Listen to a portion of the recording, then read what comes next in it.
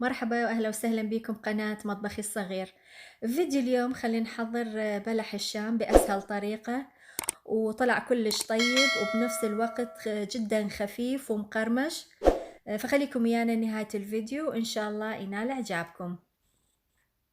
لتحضير بلح الشام هاي عندي كوب من الطحين، ضفت له ملعقة كبيرة من النشا ونحرك. هاي النشا تعطي قرمشة للبلح الشام ورا ما نقليه، ونضيف له رشة صغيرة من الملح.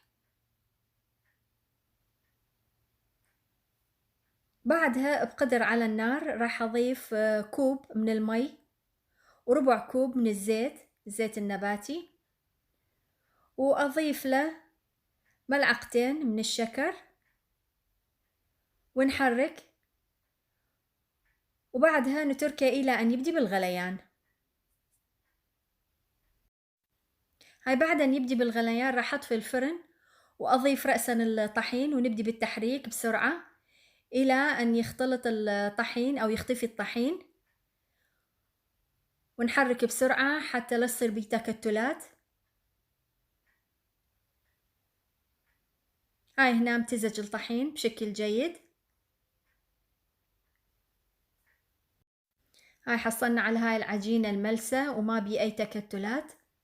هسه راح أتركه يبرد فد 10 دقايق، بعدين أبدي بإضافة البيض، لأنه إذا ضفنا البيض وهو حار راح يستوي البيض، فنتركه 10 دقايق إلى أن يهدأ يصير دافي، بعدين نبدي نشتغل بيه.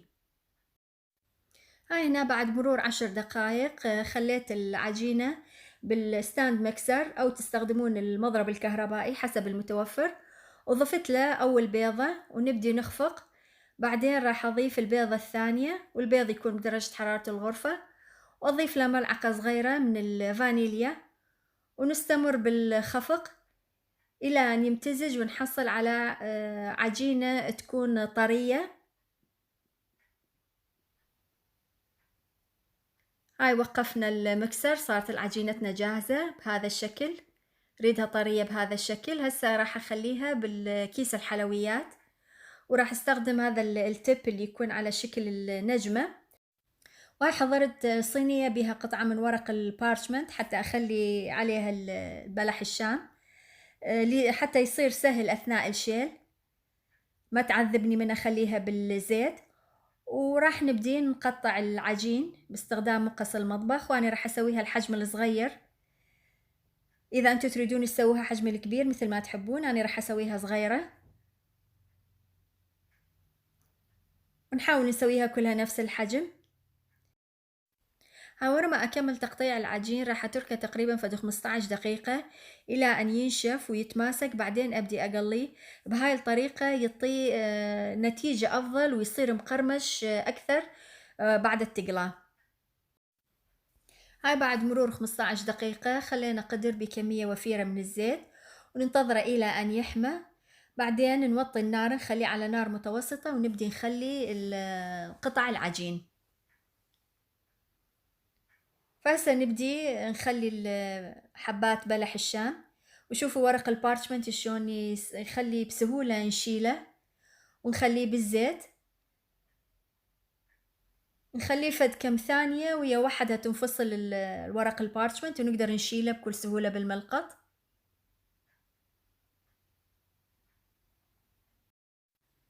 وأول ما نخلي العجين ما نحركه، نتركه إلى أن يتماسك، بعدين نبدي نقلبه. هاي هنا تماسك، نبدي نحركه شوية بالزيت، وراح أقليه يعني على وجبتين. هنا بدأ ياخذ لون بس بعده ما مستوي بشكل كامل، فهسه راح أطلعه من الزيت. هاي المرحلة الأولى، وبعدها راح أبدي بإضافة الكمية الثانية، وبهاي الطريقة إلى أن نكمل كل العجين. هاي كمرحلة أولى، بعدين أبدي أقليه مرة ثانية. وهاي الطريقة متساعد على إنه نحصل على بلح شام مقرمش. بعدها نبدي بالمرحلة الثانية من التقلاه، نخلي الكمية كلها والزيت يكون حامي، ونبدي بالتقليب إلى أن تتحمر. بعدها نطلعها ونخليها على قطعة من ورق البارشمنت حتى يمتص أي زيت زايد من عندها. بعدين نبدي نخليها بالقطر أو الشيرة. هاي هنا صارت جاهزة، راح أطلعها.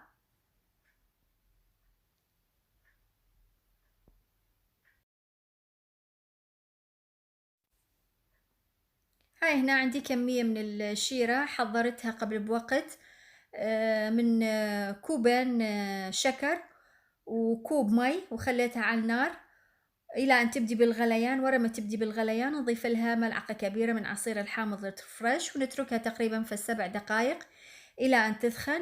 والشيرة مال بلح الشام لازم تكون ثقيلة شوية، ما تكون خفيفة لازم. وهنا خليت حبات بلح الشام بالقطر ونقلبها ونتركها تقريبا فد 5 دقائق، بعدين نطلعها نخلطها زين. وهسه راح اتركها فد 5 دقائق.